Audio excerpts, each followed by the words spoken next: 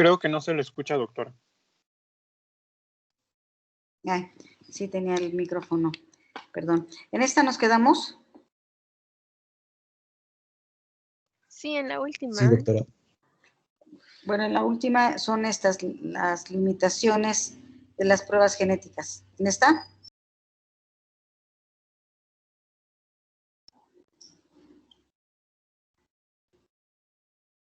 A ver, díganme en cuál. ¿En esta o en la anterior? En la anterior, doctora. Gracias.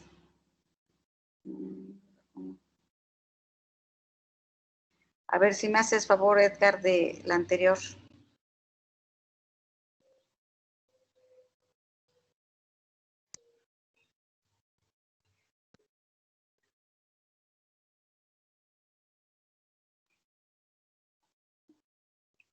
Porque ahora ya no puedo yo regresarme. Ajá, gracias. Bueno, entonces, ¿ya habíamos a la mitad o apenas íbamos a empezar? Íbamos a la mitad, doctora. Bueno, entonces creo que les dejé que pensaran en ejemplos de las últimas 3 o 4, ¿no?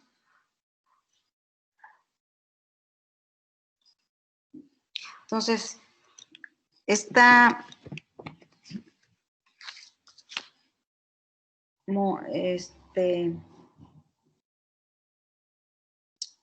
Ángel. Sí, doctor, aquí estoy. Bueno, si me haces favor para llevar las participaciones. Sí, doctor, está bien. ¿Alguien quiere dar ejemplos?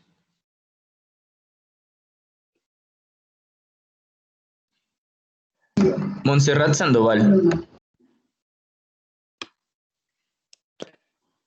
Bueno, yo leí sobre las pruebas farmacogenéticas y estas se pueden usar en el aspecto que dice elegir la medicina, la mejor medicina y la dosis correcta. Un ejemplo que yo encontré es que, en un estudio lo realizaron para el gen CYP1219 y en este encontraron que, por ejemplo, en ese gen, algunos medicamentos como los inhibidores de bomba de protones y también algunos antiagregantes plaquetarios funcionaban de manera diferente, de acuerdo a las razas de blancos y negros. En el estudio encontraron que algunos los metabolizan a una velocidad tan baja que a veces requieren dosis de hasta 4 veces mayores que en algunos otros.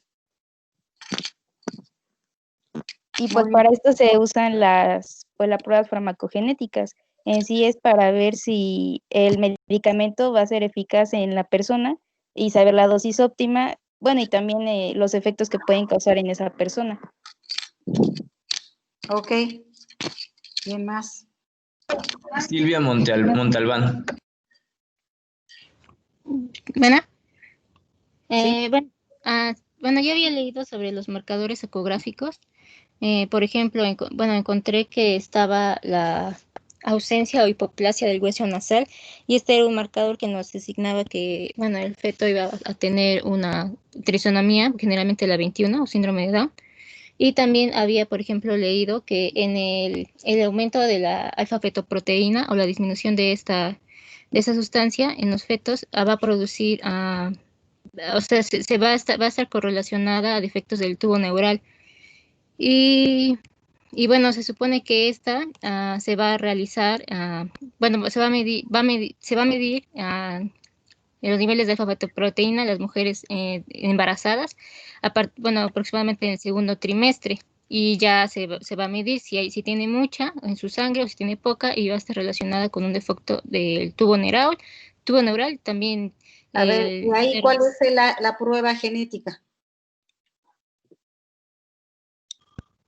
¿La prueba genética? Sí, porque estamos hablando utilidad de las pruebas genéticas. Ahí la titulación del HCG, ¿cuál es? O del alfa-fetoproteína, ¿cuál es? ¿Esas son pruebas genéticas? Pues sería más bien como para diagnosticar una alteración en alguna o una cromopatía. No, sí, pero estamos hablando de pruebas genéticas, ¿de acuerdo? Ah, Sí, ok. esas no son pruebas genéticas. Ah, bien, Sí, doctora, como está me bien. dijeras, le voy a hacer una VH a la paciente para ver cómo está su hemoglobina, si tiene anemia o no, pero esa no es una prueba genética, ¿no? Sí, hablamos de pruebas genéticas. A ver, piensa otro ejemplo. Mm,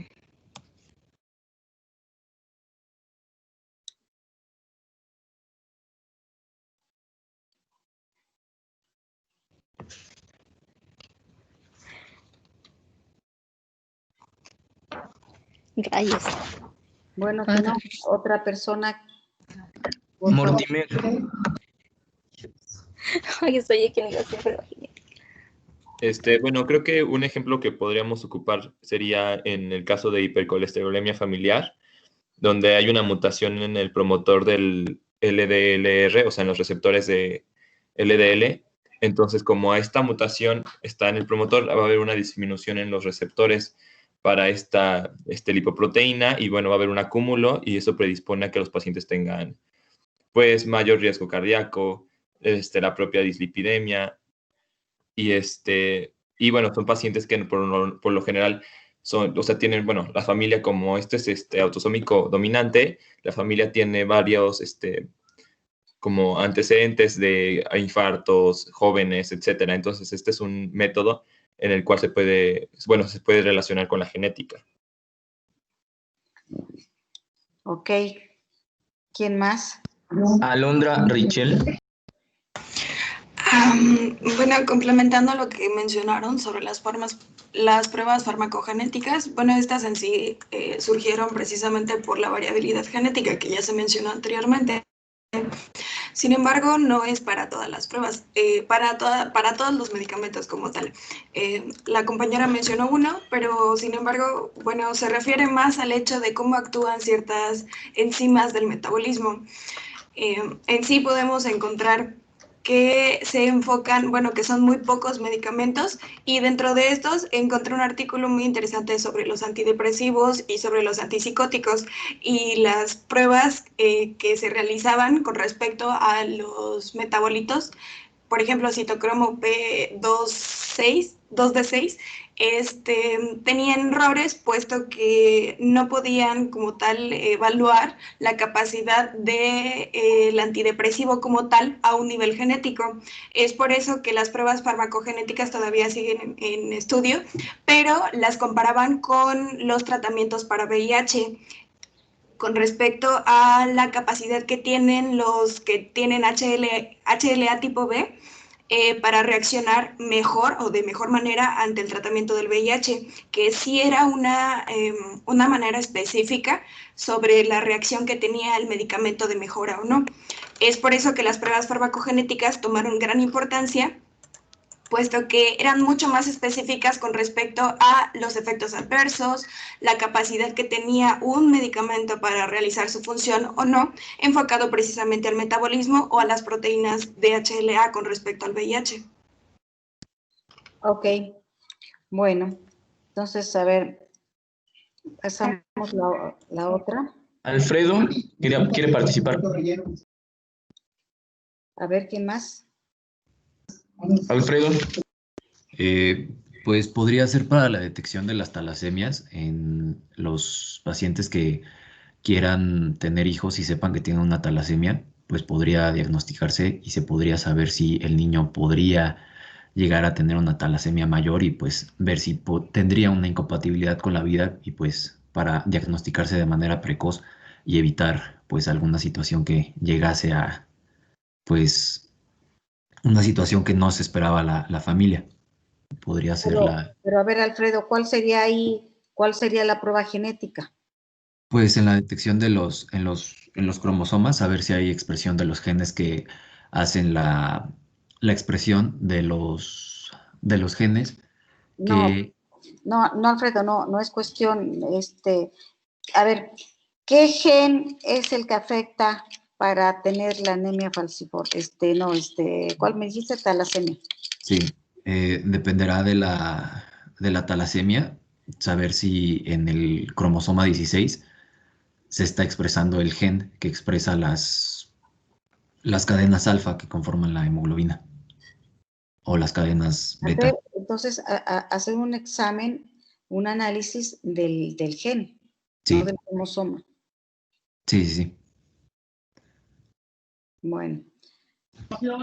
Yo quiero participar rápido, doctora. Es con respecto a la fibrosis quística. Recordemos, bueno, que esta es una enfermedad autosómica recesiva, y entonces se tendría que secuenciar el gen que codifica principalmente a los FTR para hacer así su diagnóstico, y esto tiene relación también con el cromosoma, donde se va a expresar que es el 7q. O por ejemplo, en el caso Bueno, a ver, Ángel, tú mismo. síndrome del padre. A ver, Ángel. Sí. Es una herencia, la fibrosis quística es una herencia autosómica recesiva. Entonces, ¿a quién le aplicarías la prueba? ¿A los padres o al hijo? A los padres, doctora. ¿Por qué a los padres?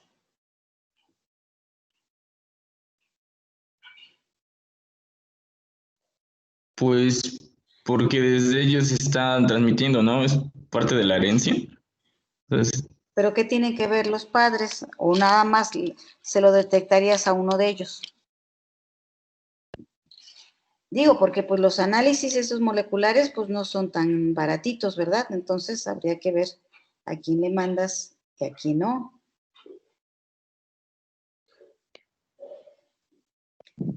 Si tuviera el costo como de un general de orina, pues adelante, ¿no? Pero pues los genéticos no son tan baratos. Entonces, a ver, con tus criterios como médico, ¿a quién le enviarías al laboratorio de genética molecular? pues a ambos padres, ¿no? ¿Pero por qué? Te van a preguntar los pacientes, ¿por qué a los dos y no nada más a uno? Pues porque ambos tienen el gen, ¿no? Son recesivos. Ok, a los padres por ser portadores de la enfermedad, ¿no? No la padecen clínicamente, pero traen el alelo mutado del gen. Ok, y al hijo, ¿por qué no? ¿O por qué sí? ¿Bajo qué razonamiento harías para decidir si al hijo sí o al hijo no? Pues al hijo se le haría solamente si presenta sintomatología, ¿no? De la enfermedad. Ok, si lo presenta, pues ya lo está presentando, ya para qué le haces. Hay otra razón, a lo mejor no la podrías contestar, pero a ver si le piensas tantito. Para saber si él es portador nada más. No, si ya la está presentando. Tú dijiste que ya la está presentando. Dices, pues si ya está presentando la enfermedad, pues ya para qué lo haces. Bueno, a lo mejor todavía no llegamos ahí. Hay enfermedades, bueno, o todas las enfermedades, se puede decir, las monogénicas, que tenemos el gen, en este caso el CFTR de la fibrosis quística. En el mismo gen puede haber diferentes mutaciones y dependiendo de la mutación de la que posee el paciente, puede ser más grave o menos grave. Ya lo habíamos comentado, creo que ayer parece que lo comentamos. Entonces puede ser más grave porque posee esa mutación en especial y es más grave la enfermedad si tienen esa mutación. Si tienen otra mutación puede ser un poco menos grave. Y entonces sería, pues si hay los recursos y hay los medios como para hacerle biología, genética molecular y detectar exactamente qué mutación tiene de ese gen. Y si no ¿Es está... lo del gen del efecto mayor? No. No, ese es para las poligénicas, cuando son un conjunto de genes, que son varios genes y alguno de ellos tiene el efecto del gen mayor. Pero cuando es aquí, como es mendeliana, solamente tiene un solo gen. Pero de ese gen puede tener varias mutaciones y dependiendo de la mutación que sea, puede ser más grave o menos grave la enfermedad. Por lo tanto, ya para cuestiones de investigación se puede mandar al paciente para ver exactamente qué mutación tiene del gen, ¿verdad? Y pues compararlo con con los hallazgos que se ha visto en demás pacientes, y si no se ha reportado, pues hasta se puede publicar, ¿no? ¿De acuerdo? Sí, doctora. Ok, bueno, entonces, a ver, ¿otra persona hay o ya no hay? Jacqueline García. A ver. Bueno, igual yo había leído sobre el diagnóstico genético preimplantacional que se va a realizar para personas que tienen riesgo de transmitir enfermedades monogénicas. Y bueno, este es una técnica de fecundación in vitro que van a analizar los embriones y van a seleccionar aquellos que estén sanos para su transferencia en útero. Un ejemplo de una de estas enfermedades monogénicas es la enfermedad de Huntington, en la que va a haber un defecto genético del cromosoma 4 por repetición de un codón que es CAG. Y bueno, en esta enfermedad normalmente como que esta sección tiene un número de repeticiones de 10 a 28 veces, y en esta enfermedad va a tener una repetición de 36 a 120 veces. Entonces, pues es como otra prueba que se puede realizar. Ok, a ver, creo que ya no hay manitas, pasamos. Bueno, entonces, por último tenemos las limitaciones de las pruebas genéticas. Entonces, como habíamos comentado del caso de Angelina Jolie, en donde comentábamos que pues ella como tratamiento preventivo se extirpó las mamas, ¿verdad? Porque resultó positiva al BRCA, creo que a los dos, BRCA1 y BRCA2. Entonces, pero como dice aquí, las pruebas genéticas pueden no ser concluyentes sobre las enfermedades hereditarias, o sea, el hecho de tener un resultado positivo no significa que presente la enfermedad. O sea, a ella le tuvieron que haber informado muy bien toda la historia natural de la enfermedad, los pros y los contras, la cuestión psicológica, ¿verdad? Las cuestiones éticas. Una vez que se extirpen las mamas, pues no nada más es quitárselas y ya. Y pues hay repercusiones funcionales, incluso hasta de posición, la columna vertebral, por el peso, etcétera, todo eso, ¿no? Entonces, ahora en la actualidad es muy discutible eso, de que si por prevención se quitan las mamas, las mujeres. Puede ser, porque puede ser que se presente la enfermedad o puede ser que no. Y bueno, y ahora también darle la opción de los tratamientos eficaces que hay contra ese tipo de cáncer, ¿verdad? Y tomar la decisión. Eso, claro, se da en un asesoramiento genético, ¿no? Y bueno, es darle los conocimientos científicos, saber su estado emocional y sobre todo tener mucha ética sobre esto. ¿Alguien pudiera comentar algo o seguimos? Seguimos, doctora. Ok, entonces, ya se quitó, digo, ya se terminó, y a ver.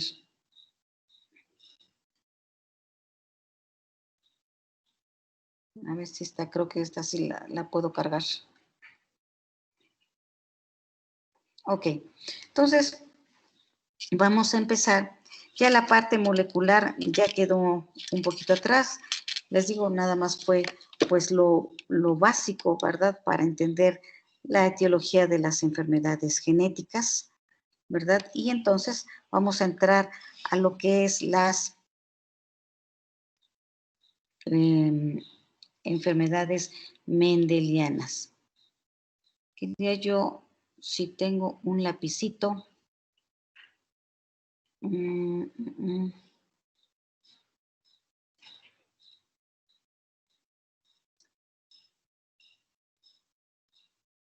Antes aparecía aquí un lapicito y ahora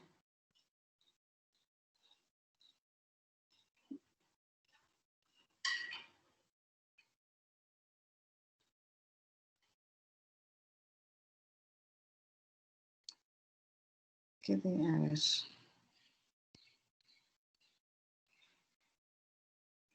Puse otra que no es. Ay, otra vez esta no es.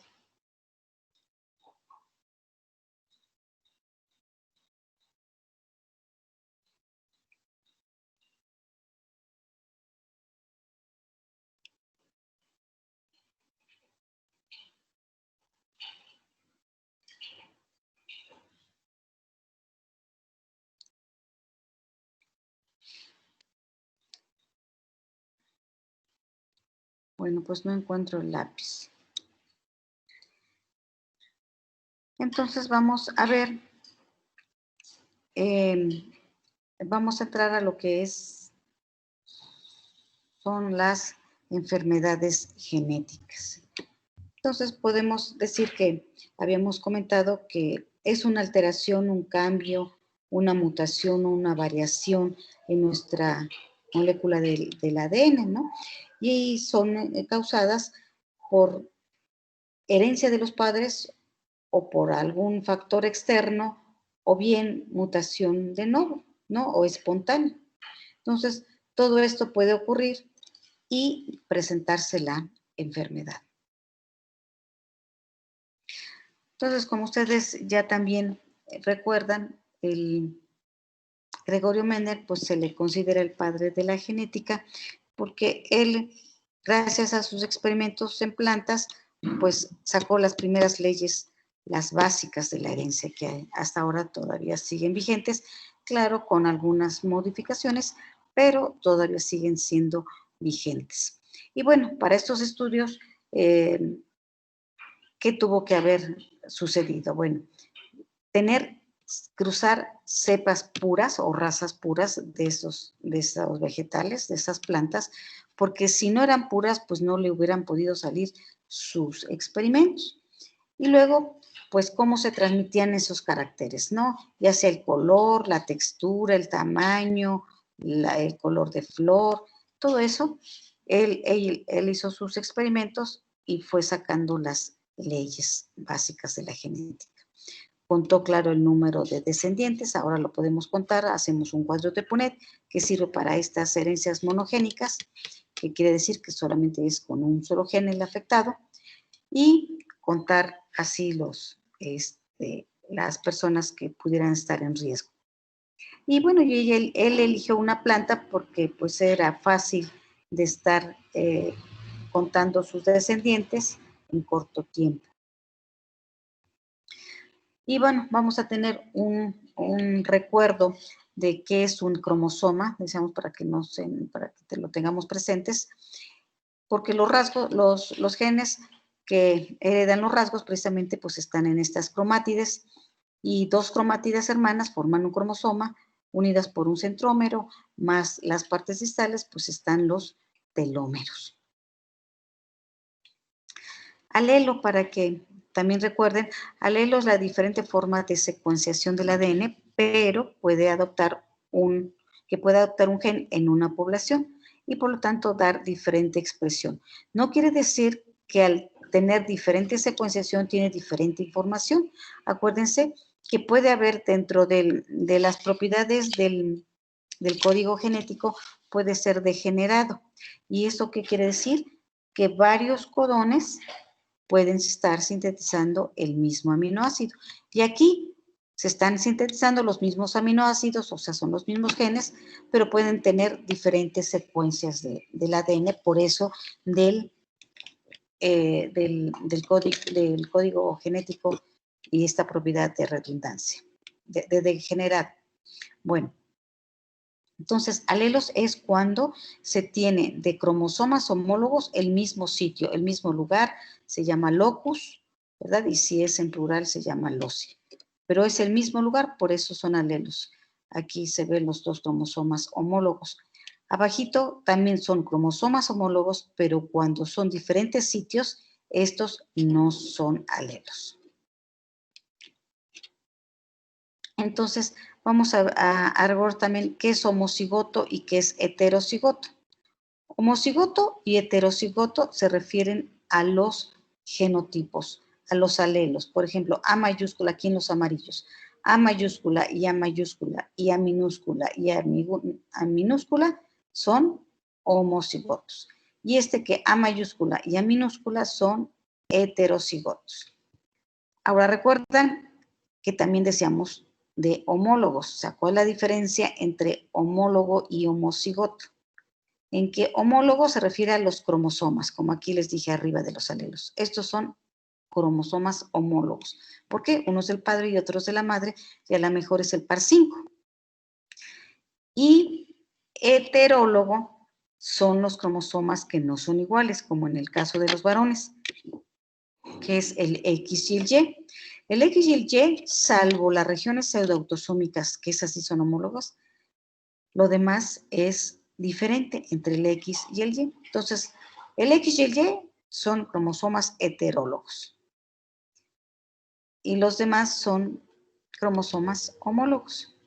Y homocigoto y heterocigoto se refieren a los genotipos, a la mayúscula, a las As minúsculas y heterocigoto a una y una. ¿Hasta aquí se comprendió? Sí, doctora. Ok. Entonces, también decimos que el genotipo es el conjunto de genes que contiene un organismo heredado de sus padres, aun si no se expresa, ¿verdad? Acuérdense que los mecanismos de expresión es una cosa y otra cosa son los genes. Entonces, estos genes se pueden o no se pueden expresar, pero ahí están. Y el fenotipo es el conjunto de esos genotipos más el medio ambiente, ¿verdad? Y puede, claro, con el medio ambiente, pues tener una expresión diferente, ¿verdad? Por ejemplo, aquí, la morfología, el desarrollo, el comportamiento, reacciones bioquímicas. Cuando ustedes van al laboratorio de análisis clínicos y piden que les tipifiquen su sangre, ese sería, ahí el resultado va a ser, les van a proporcionar el genotipo o el fenotipo.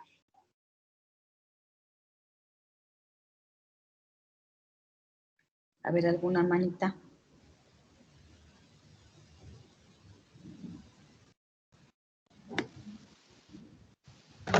Mortimer. Pues sería el fenotipo, porque es lo que se expresó. Exactamente, es una reacción bioquímica de aglutinación y en donde se expresa la información que tenemos en los genes. ¿De acuerdo? Ok. Y sí, a ver, tú mismo, ¿quién fue? Mortimer. Mortimer. A ver, si tú mismo, si tú quieres saber tu genotipo, ¿qué grupo sanguíneo eres? ARH positivo. Ahora, el ARH positivo, pues fue tu grupo sanguíneo, pero si tú quieres saber tu genotipo, ¿a dónde irías? ¿A qué tipo de laboratorio irías? Pues ahí sí tendría que ser genético, un examen genético para ver qué alelos tengo, porque puede ser que sea heterocigoto o homocigoto. Muy bien, Mortimer, muy bien. Entonces, para que hagan la diferencia, ¿verdad? Una cosa es el envío del paciente a un laboratorio clínico y otra cosa es el envío del paciente a un laboratorio ya de genética molecular. Para esto vamos a utilizar, es muy útil el cuadro de Punnett. Entonces, de cuadro de Punnett, pues yo creo que ya desde la prepa lo han visto, en donde por un lado se coloca un gameto arriba, en la parte superior se pone un gameto, si quieren el de la mujer, y del lado izquierdo el otro gameto, si quieren el del hombre o viceversa, como ustedes lo prefieran, ¿verdad?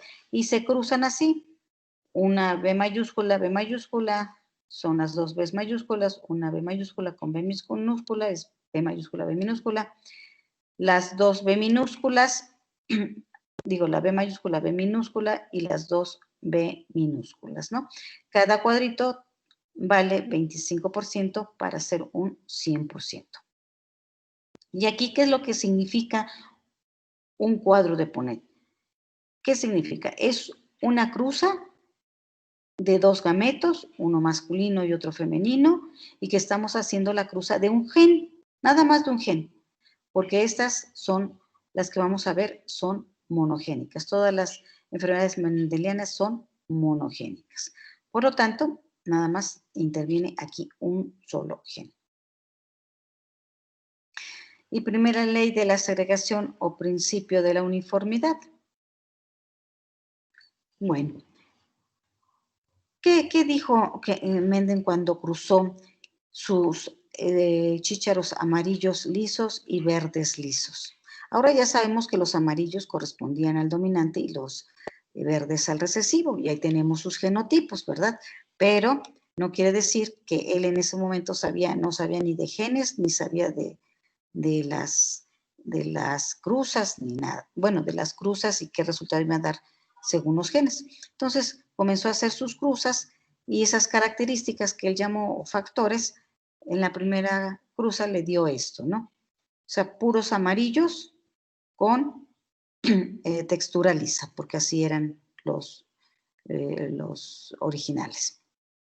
Entonces, pues él dijo, bueno, ¿cómo es que crucé amarillos con verdes y me salieron puros amarillos? Entonces, por eso se le llamaba el principio de la uniformidad. En la segunda ley le llamó de la segregación. ¿Por qué?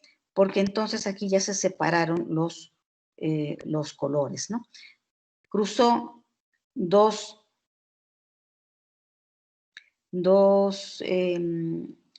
heterocigotos, le dio el 75% de amarillos y el 25% de verdes. Entonces la proporción fue 3:1.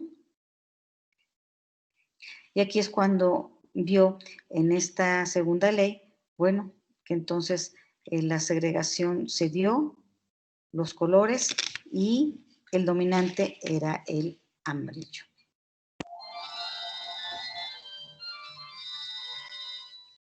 La tercera ley de Mendel, o de la segregación, pero ahora independiente. Entonces aquí sí cruzó amarillos lisos con verdes rugosos. Y en la cruza es lo mismo. En la primera, primero puros amarillos lisos, y ya en la segunda fecundación, pues ahí salieron 9 amarillos lisos con 3 amarillos rugosos, 3 verdes lisos y 1 rugoso. Aquí Mendel, ¿qué esperaría encontrar? Que a lo mejor todos fueran amarillos lisos y todos los verdes fueran rugosos. Y por lo tanto, aquí demuestra que la segregación de los genes pues fue independiente, ¿verdad?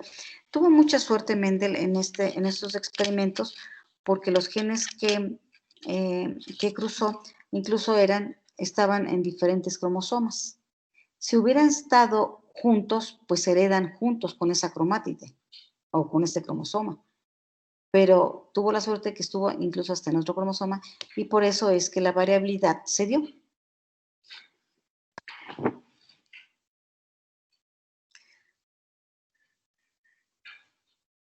A ver, espérenme tantito, porque ayer ya había yo modificado estas diapositivas, y entonces... Pero bueno, la expresión génica. ¿Por qué se expresan algunos genes mientras que otros permanecen silenciosos? A ver, mientras cambio las diapositivas, ¿alguien quiere? Ya lo hemos comentado, si quiere participar.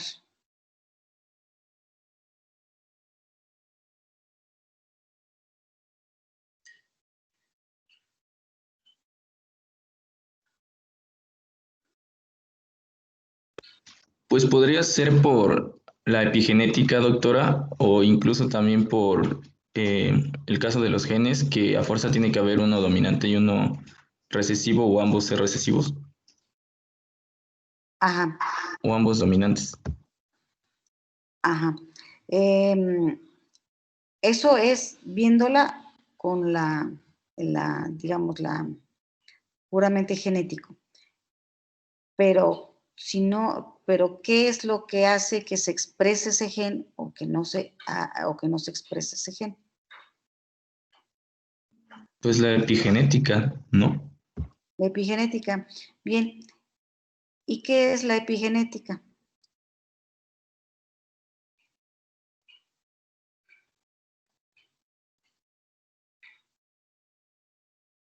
Pues son todos los factores externos que pueden favorecer o no la expresión de un gen, por ejemplo, la alimentación, el ejercicio. Ok, pero no nada más externos. Sergio quiere participar. A ver. Me parece que, como usted lo menciona, también son factores internos y se refiere a estos cambios que hay a la hora de expresar los genes por metilaciones o acetilaciones pues del ADN para saber qué se va a expresar o qué no. Y son, pues, ya no es como tal algo que está predispuesto, sino que va cambiando conforme avanza la vida o crecemos. Muy bien. ¿Quién más?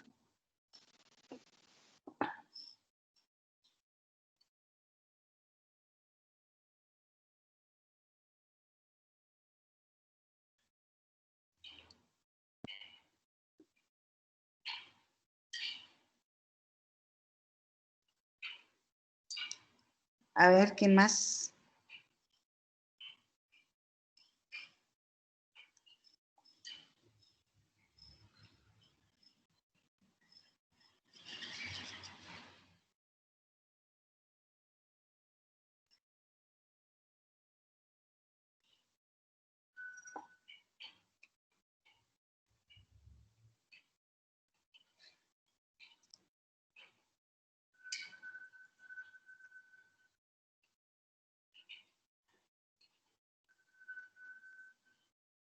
¿Ya no? Creo que no, doctora, no hay nadie levantando manitas. Bueno, entonces es que estoy tratando de cambiar las diapositivas.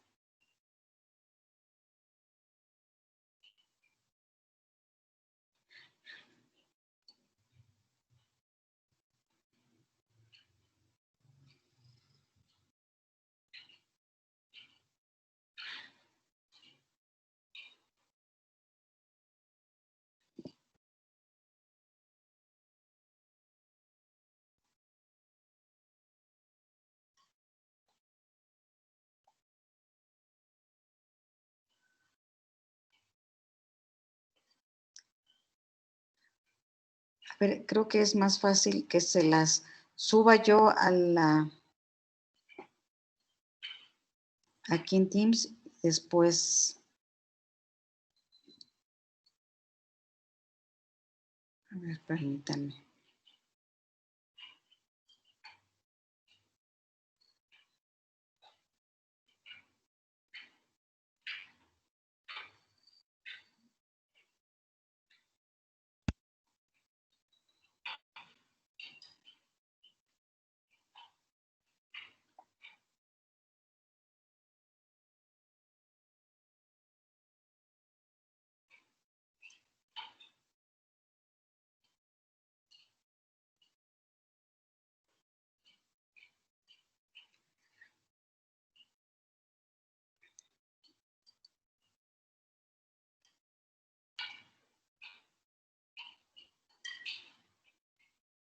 A ver, ya está. Si alguien puede compartirla, por favor, se llama Genética Mendel.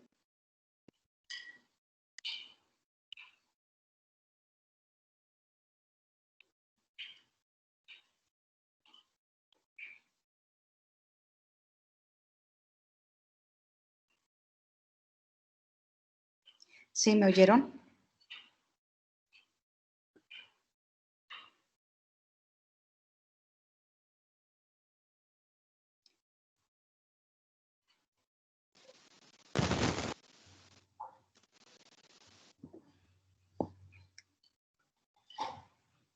Ya, gracias. Creo que sí es esta la que Ya había yo aumentado cositas.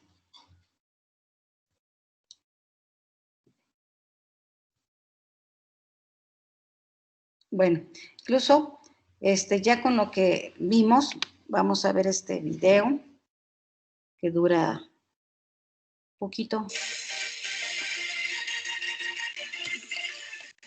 Las leyes de Mendel nos explican cómo es que se transmiten las características de una generación a otra. Dichas leyes fueron enunciadas por Gregor Mendel en 1865, convirtiéndolo así en el padre de la genética. Estas leyes de Mendel son tres, que también se le conocen como los tres mandamientos de la genética.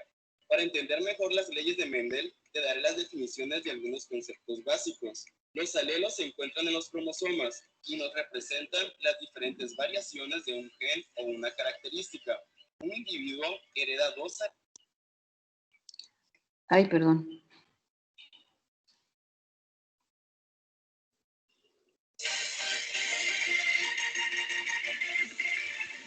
Las leyes de Mendel nos explican cómo es que se transmiten las características de una generación a otra. Dichas leyes fueron enunciadas ¿Sí se está oyendo? por Mendel en 1865, convirtiéndolo así en el... Sí, doctora. Estas leyes de Mendel son tres, Gracias. que también se le conocen como los tres mandamientos de la genética.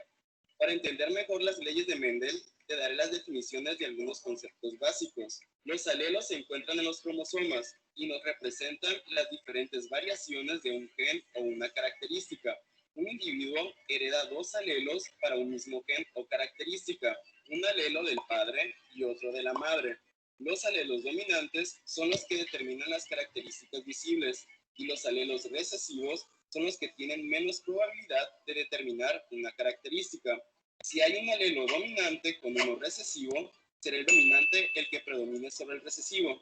Y para que una característica recesiva pueda ser visible, se necesita un alelo recesivo con otro recesivo. Homocigoto es cuando ambos alelos son idénticos y heterocigoto cuando ambos alelos son diferentes.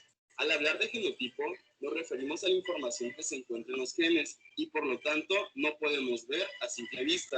El fenotipo son las características físicas de un individuo que podemos observar a simple vista, como la altura, color de ojos o la piel, etc. Mendel, en sus experimentos, cruzó chícharos de diferentes variedades y llegó a las siguientes conclusiones. Primera ley o ley de la uniformidad establece que al cruzar dos individuos de razas puras, toda su descendencia en la primera generación será fenotípicamente y genotípicamente igual.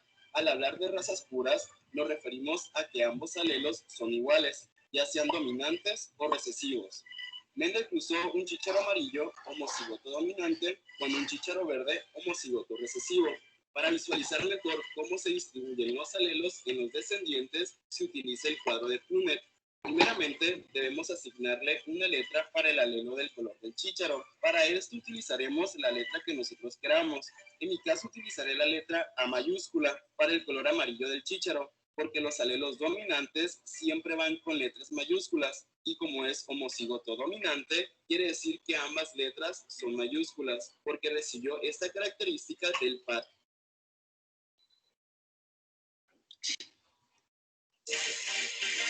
Perdón, es que pongo...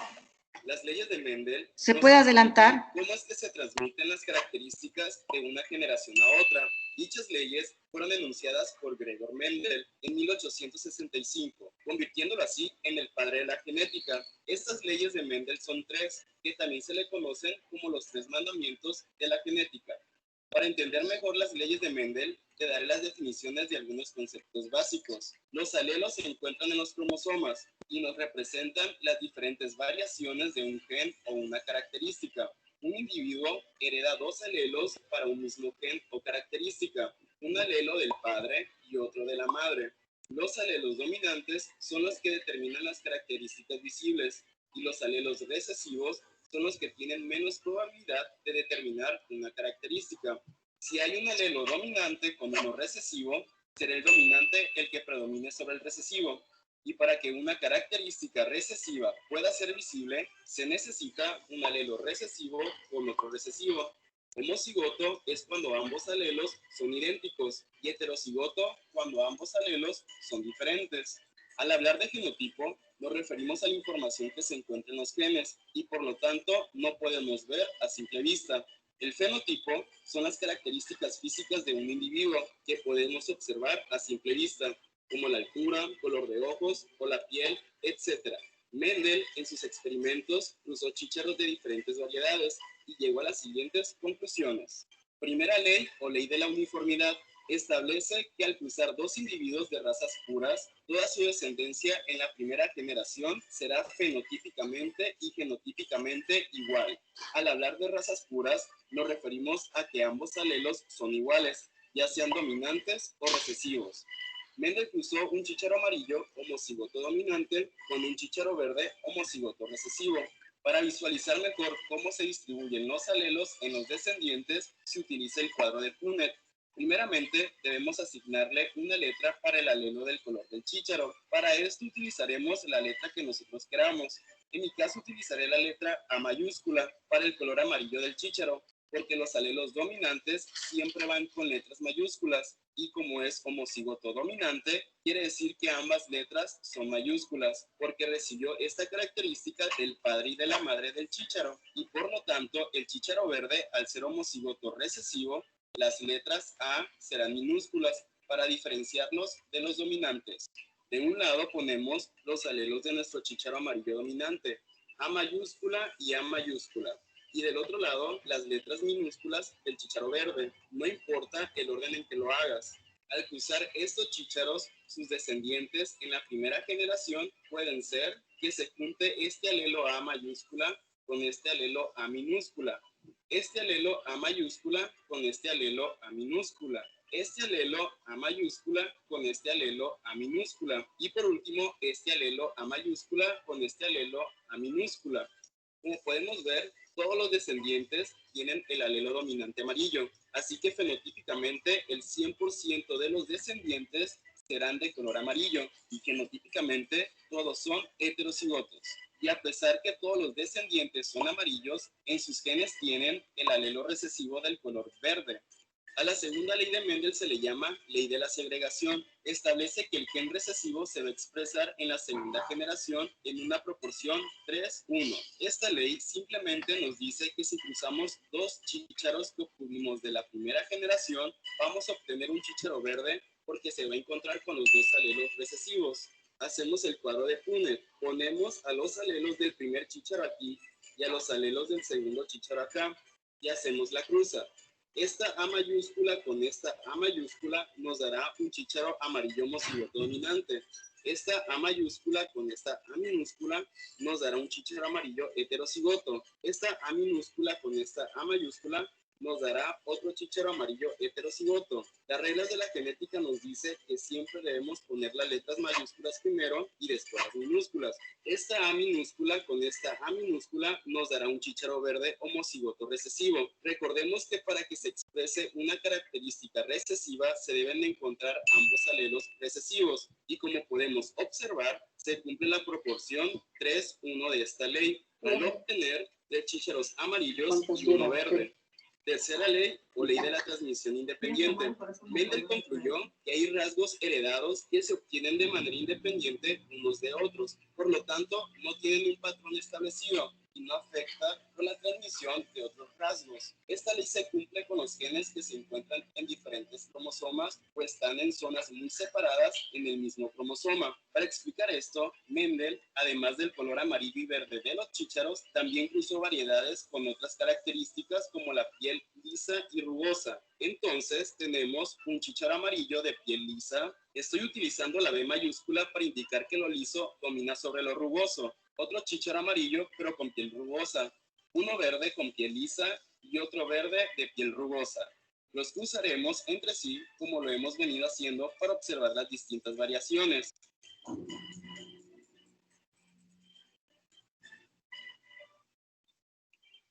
Todos los que tienen la letra A mayúscula son amarillas.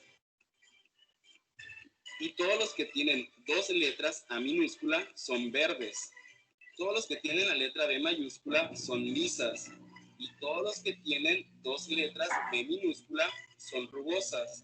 Al finalizar, podemos observar que se pueden obtener de estas cruzas 9 chícharos amarillos y lisos, 3 chícharos amarillos y rugosos, 3 verdes lisos y 1 verde rugoso.